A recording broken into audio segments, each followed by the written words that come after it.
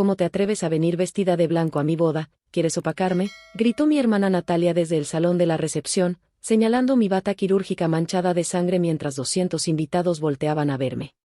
Bajé la mirada hacia el patrón de rociado arterial en mi pecho, aún fresco de la cirugía de emergencia de 6 horas que acababa de realizarle a su suegro, el hombre que se desplomó en el campo de golf 3 horas antes de la ceremonia.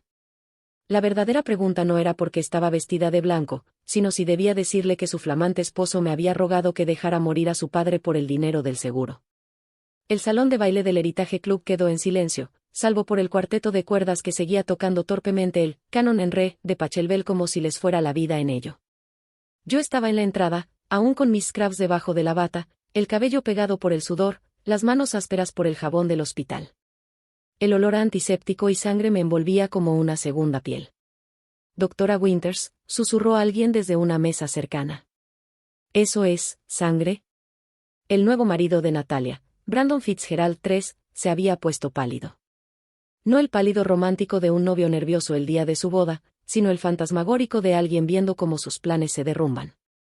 Su madre, Eleanor Fitzgerald, se levantó a medias de la mesa principal, sus diamantes brillando mientras se llevaba la mano a las perlas, literalmente. «Natalia», dije, exhausta, «tu suegro acaba de...».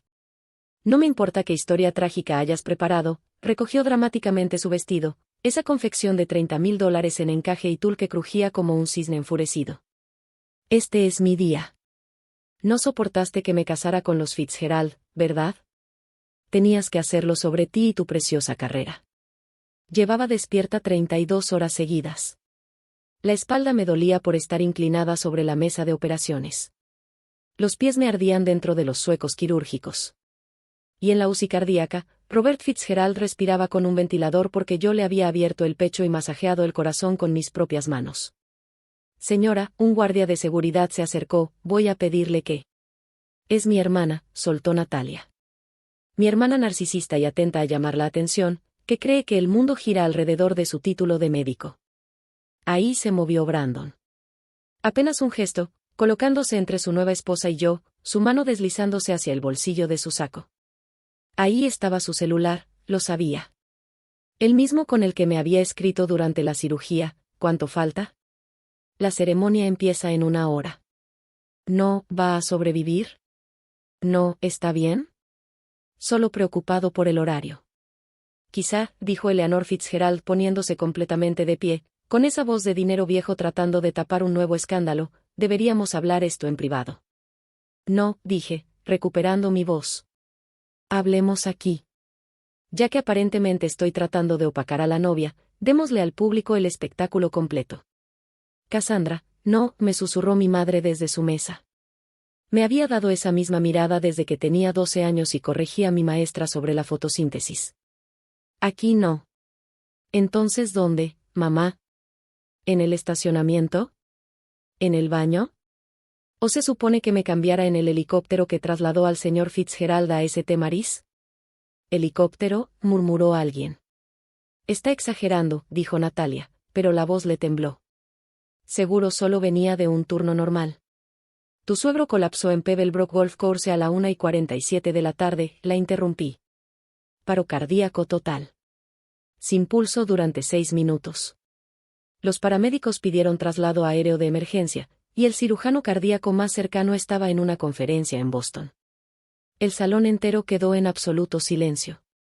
Hasta el cuarteto dejó de tocar. Así que me llamaron a mí. «A tu hermana. A la que ni siquiera invitaste a tu boda». Se escucharon jadeos entre los invitados. El rostro de Natalia se encendió de rojo. «Eso no es cierto, si te mandamos invitación». «A la dirección equivocada. Al departamento donde no vivía desde hace 3 años». Saqué mi celular, mostrando el mensaje que mamá me había mandado esa misma mañana. «¿Dónde estás? La ceremonia empieza en 1 hora». Pero nada de eso importó cuando el hospital llamó. Porque Robert Fitzgerald se estaba muriendo, y yo era la única que podía salvarlo. Así que entré a quirófano, sabiendo que me perdería la boda de mi única hermana. Sabiendo que me odiarías por ello. Pero también sabiendo que si no lo hacía, hoy Brandon estaría enterrando a su padre en vez de bailar con su esposa. Eleanor Fitzgerald volvió a sentarse. «Robert, ¿está Vivo, respondí. Bypass triple, reparación de válvula y marcapasos. Está estable pero crítico. Las próximas 24 horas serán decisivas. Gracias a Dios, murmuró ella. No le agradezcas a Dios, dijo Brandon de pronto, con voz cortante. Agradécele a ella. Todas las cabezas giraron hacia él. La boca perfectamente pintada de Natalia se abrió con sorpresa. Brandon, dijo. Él no miraba a su esposa. Me miraba a mí con una expresión que no podía descifrar. 6 horas. Lo operaste durante 6 horas. Sí. La póliza de seguro, dijo en voz baja. Se pagaba hoy. El silencio que siguió fue ensordecedor. ¿Qué? La voz de Natalia era apenas un susurro. La mandíbula de Brandon se tensó. El seguro de vida. Hoy era el último día antes de que terminara la cláusula de suicidio. Si moría hoy, por cualquier causa, se pagaban $20 millones. Brandon, la voz de Eleanor fue filosa. ¿Qué estás diciendo? Estoy diciendo, se giró hacia su madre, que cuando la doctora Winters me llamó durante la cirugía para darme un informe, lo único en lo que pensé fue en el dinero. En las deudas. En la empresa quebrándose. En lo conveniente que sería así. Ya basta, lo interrumpí. Detente. Pero no lo hizo. Era como una represa que se rompía. En realidad se lo pedí. Le pregunté si había posibilidad de que el daño fuera demasiado, si realmente eran necesarias las medidas heroicas. Le pediste que lo dejara morir, la voz de Natalia se alzó en un chillido. No con esas palabras, respondí suavemente. Pero entendí lo que estaba pidiendo. Y aún así lo salvaste, dijo Brandon. Aunque sabías lo que yo quería, aunque Natalia no te invitó, lo salvaste. Porque eso es lo que hago, contesté. Salvo vidas. Incluso cuando las familias son complicadas. Incluso cuando no soy bienvenida. Incluso cuando me odian por hacerlo. Yo no te odio, dijo Natalia, pero sonó automático, un reflejo. ¿En serio? Solté una risa sin humor. Me odias desde que entré a Harvard. Desde que me convertí en cirujana mientras tú seguías decidiendo tu carrera. Desde que mamá empezó a presentarme como su hija la doctora, y a ti como la otra hija, punto. Eso no es. Le dijiste a la gente que estaba demasiado ocupada para tu fiesta de compromiso cuando jamás me mandaste invitación. Que era demasiado importante para tu despedida de soltera cuando la programaste el mismo día de mis exámenes. ¿Y hoy? Hoy ibas a decirles que era demasiado egoísta para venir a tu boda, cuando la verdad es que nunca quisiste que estuviera aquí. Porque siempre se trata de ti, que explotó Natalia. La perfecta Cassandra con su carrera perfecta y su vida perfecta. ¿Perfecta? Me quité la bata quirúrgica, revelando los scrubs empapados de sudor y sabe Dios qué más. No he dormido en 32 horas. No he tenido una relación real en 5 años. Como la mayoría de mis comidas de las máquinas expendedoras. Me he perdido cada evento familiar en la última década porque en algún lugar, alguien se estaba muriendo. ¿Y hoy? Hoy me perdí la boda de mi única hermana porque tenía los brazos metidos hasta el codo en la cavidad torácica de tu suegro, bombeando su corazón con mis propias manos porque una máquina no podía hacerlo. Miré a Brandon. Y sí, durante unos 30 segundos en la tercera hora, cuando mis manos se acalambraban y mi espalda gritaba de dolor, pensé en lo que me pediste. Pensé en lo fácil que sería simplemente detenerme. Declarar la hora de muerte, 4:23 de la tarde. Nadie lo habría cuestionado. 6 minutos sin oxígeno es demasiado tiempo. El daño era extenso. Eleanor hizo un sonido como de un animal herido. Pero entonces recordé por qué me hice doctora. No por las familias agradecidas ni por las tarjetas de Navidad ni por el reconocimiento. Sino por ese momento en que un corazón vuelve a latir. Cuando la muerte retrocede. Cuando puedo decirle a alguien que su padre, su esposo, su abuelo, va a vivir. Me giré hacia Natalia. Así que ódiame si quieres. Acúsame de vestirme de blanco en tu boda. Hazme la villana de tu historia.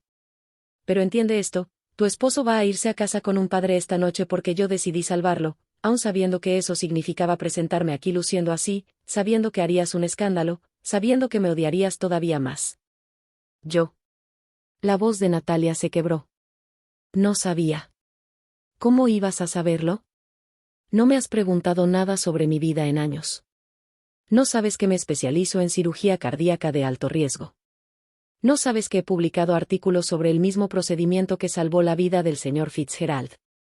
Ya no sabes nada de mí, más que el hecho de que te hago sentir menos. ¿Doctora Winters? Una voz desde el fondo del salón. Me giré y vi a la doctora Patricia Keller, jefa de personal de St. Mary's, de pie en la entrada. Lamento interrumpir, pero el señor Fitzgerald está preguntando por usted. Está despierto. Despierto. Después de 6 minutos sin pulso, después de 6 horas de cirugía, estaba despierto. Eso es imposible, murmuró Brandon. No, dije, agotada de pronto. Eso es medicina. Y esperanza. Y un poco de negarse a rendirse. Miré a mi hermana una última vez. Ella lloraba ahora, con el maquillaje perfecto corriendo en ríos por sus mejillas. Disfruta tu boda, Natalia. Baila con tu esposo.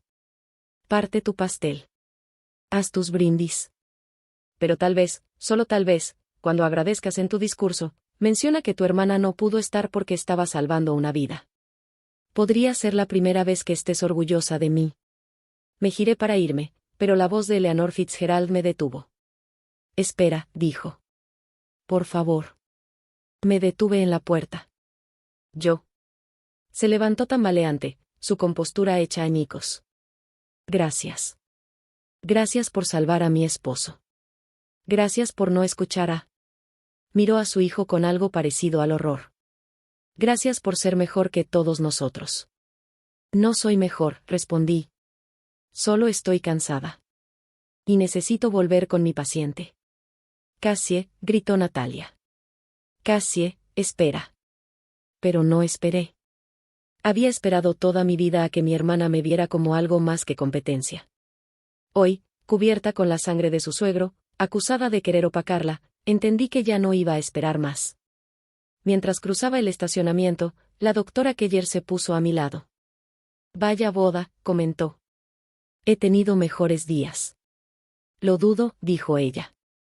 La cirugía que realizaste hoy, esa va a entrar en los libros. El equipo de cardiología la está llamando milagrosa. Solo fue medicina, respondí. No, me detuvo con una mano en el brazo. Fue más que eso. Brandon Fitzgerald me llamó durante la cirugía. Quería saber sobre el pronóstico. Sobre si su padre tendría calidad de vida. Sobre si la intervención prolongada era apropiada. No dije nada. Le dije que esa era tu decisión. Y la tomaste. A pesar de lo que, supongo, fue una fuerte presión para que hicieras lo contrario.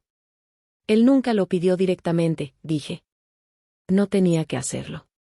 Sabemos bien lo que estaba insinuando. Me estudió un momento. Un médico menos capaz habría visto allí una salida. 6 minutos sin oxígeno, daño extenso, un familiar sugiriendo que las medidas heroicas quizá no eran necesarias. El señor Fitzgerald quería vivir, respondí simplemente. Me lo dijo cuando lo llevaban en la camilla. Dijo que tenía nietos que conocer. Que no había terminado todavía. ¿Y tú le diste esa oportunidad? Sí. Aún sabiendo que te costaría la boda de tu hermana. Aún sabiendo la dinámica familiar. Aún sabiendo lo del seguro. El seguro no era asunto mío. No, asintió. Tu asunto era salvar vidas. Y eso hiciste hoy, de manera brillante. Cassandra, sé que no es el momento, pero hay algo que debo decirte. La junta se reunió ayer. La votación fue unánime. La nueva beca en cirugía cardíaca es tuya, si la quieres. La miré sin poder creerlo. ¿La beca Meyer? Financiamiento completo, tu propio equipo quirúrgico, elección de casos. El doctor Meyer te pidió específicamente a ti. La beca Meyer. La beca de cirugía cardíaca más prestigiosa del país. Lo que había buscado toda mi carrera. No sé qué decir. Di que sí, sonrió. Pero primero, ve a ver a tu paciente. Está bastante insistente. Regresamos juntas al hospital. Me cambié a scrubs limpios, me lavé la cara, recogí el cabello. Cuando entré a la UCI, Robert Fitzgerald estaba despierto, alerta, y discutiendo con las enfermeras porque quería comida sólida. Ahí está, dijo cuando me vio, su voz áspera por el ventilador. Mi ángel. Señor Fitzgerald. ¿Cómo se siente? Como si me hubiera atropellado un camión. Pero vivo. Eso es lo que importa. Me estudió con la mirada. Te ves cansada. Ha sido un día largo. Escuché, dijo. Mi esposa me llamó. Me contó de la boda. De lo que dijo Natalia. ¿De lo que Brandon? Su voz se apagó, sus ojos endureciéndose. Mi hijo y yo vamos a tener una conversación en cuanto me recupere. Ese es un asunto entre ustedes. No, dijo con firmeza. No lo es. Lo que sugirió, lo que quería. Extendió la mano y apretó la mía con fuerza sorprendente. Tú me salvaste la vida cuando mi propio hijo quería que muriera. Eso no lo voy a olvidar. Estaba estresado. La gente dice cosas. Detente, me interrumpió. No le busques excusas. Ni a él, ni a Natalia. Tú mereces algo mejor que los dos. Son familia. No. Me apretó la mano. La familia no te trata así. La familia no te excluye, no te menosprecia ni te pide comprometer tus principios. La familia está ahí. Como tú lo estuviste hoy. Una enfermera asomó la cabeza. ¿Doctora Winters? Tiene visitas. Me giré y vi a Natalia y a Brandon en la puerta. Ella se había cambiado el vestido de novia por unos jeans y un suéter. Su rostro limpio de maquillaje, los ojos rojos e hinchados. 5 minutos, le dije a la enfermera. Las máquinas de Robert comenzaron a pitar más rápido. Sáquenlos. Papá, empezó Brandon. Sácalos. Cada palabra fue precisa, helada. Ya no eres hijo mío. Señor Fitzgerald, dije suavemente, su presión. Va a estar bien en cuanto se vaya. Lo miró con asco. 20 millones de dólares. ¿Eso valía mi vida para ti? Yo no quise decir. Lo quisiste decir todo. Y ella, me señaló, ella lo sabía. Y aún así me salvó. Así que lárgate. Los dos. No merecen respirar el mismo aire que ella. Cassie, Natalia dio un paso al frente. Por favor. Necesito disculparme. No, dije en voz baja. Necesitas irte. Esto es una UCI. El señor Fitzgerald necesita descanso, no drama. Pero. Seguridad puede escoltarlos, o se van por su cuenta. Ustedes deciden. Se fueron. Brandon salió primero, incapaz de mirar a nadie a los ojos. Natalia se quedó un momento más, con lágrimas corriendo por su cara. Lo siento, susurró. Lo siento tanto, tanto. Lo sé, respondí. Pero a veces, el perdón no basta. Después de que se fueron, me quedé un rato con Robert, vigilando sus signos vitales, ajustando medicamentos. Eventualmente se quedó dormido, todavía sujetando mi mano. Yo le había salvado la vida, pero en el proceso había destruido a su familia. O tal vez solo había revelado lo que ya estaba roto. ¿Doctora Winters? La enfermera volvió. Alguien más quiere verla. Eleanor Fitzgerald estaba en el pasillo, aún con su atuendo de madre de la novia, pero viéndose más pequeña, más frágil. ¿Cómo está?, preguntó. Estable. Las próximas 24 horas son críticas, pero soy optimista. Bien. Eso es bueno. Apretaba su bolso. Quería disculparme. Por Brandon. Por Natalia. Por todo. No es necesario. Si lo es. Enderezó los hombros. He estado casada con Robert por 40 años. No es perfecto. Dios sabe que es terco, difícil y de ideas fijas. Pero es mío. Y hoy, ¿tú me lo devolviste cuando mi propio hijo? No pudo terminar la frase. Señora Fitzgerald. Eleanor, por favor. Abrió su bolso y sacó un sobre. Sé que es incómodo, pero quería darte esto. No es un pago, sé que el hospital se encarga de todo. Es solo un agradecimiento. Miré el sobre, pero no lo tomé. No puedo aceptarlo. Entonces acepta esto, dijo, guardando el sobre. Siempre tendrás un lugar en nuestra mesa. Siempre. Fiestas, cumpleaños, martes cualquiera, ya eres familia. Familia de verdad. De la que sí está ahí. Gracias, le dije, y lo dije en serio. Ella se fue, y yo continué con mis rondas, revisando a otros pacientes, actualizando expedientes, la rutina del hospital que sigue a pesar del caos del día. Era casi medianoche cuando por fin salí, arrastrando los pies, con la mente entumecida por el cansancio. El estacionamiento estaba casi vacío. Mi coche solitario bajo un farol, tan agotado como yo. Al acercarme, noté algo metido bajo el limpiaparabrisas. Una nota. La letra de Natalia. Sé que lo siento, no es suficiente. Sé que he sido horrible. Sé que no merezco tu perdón. Pero necesito que sepas que cuando anunciaron que Robert estaba despierto, que iba a sobrevivir, no sentí nada más que alivio. No por Brandon, no por las apariencias, sino porque mi hermana, mi brillante, increíble, desinteresada hermana, había obrado otro milagro. He pasado tantos años celándote que olvidé sentirme orgullosa de ti. Eso cambia hoy. Me perdones o no, voy a pasar el resto de mi vida contándole a la gente sobre mi hermana la cirujana que salva vidas, incluso cuando esas vidas pertenecen a personas que no merecen su bondad. Te quiero, Cassie. Siempre te he querido. Solo olvidé cómo demostrarlo. N. Me quedé mucho tiempo sentada en el coche, sosteniendo esa nota, demasiado cansada para llorar, demasiado herida para llamarla, demasiado humana para tirarla. Al final, la doblé con cuidado y la guardé en mi cartera. Tal vez algún día estaría lista para perdonarla. Tal vez algún día volveríamos a ser hermanas y no solo extrañas que comparten ADN. Pero no hoy. Hoy salvé una vida. Defendí mi lugar. Gané una beca. Perdí una hermana y gané una familia sustituta. Hoy me vestí de blanco en una boda, blanco quirúrgico, manchado de sangre, sacrificio y el tipo de amor que salva vidas aun cuando rompe corazones. Mañana, lo haría otra vez. Porque eso es lo que hacemos los doctores. Llegamos. Salvamos vidas. Aunque nos cueste todo lo demás.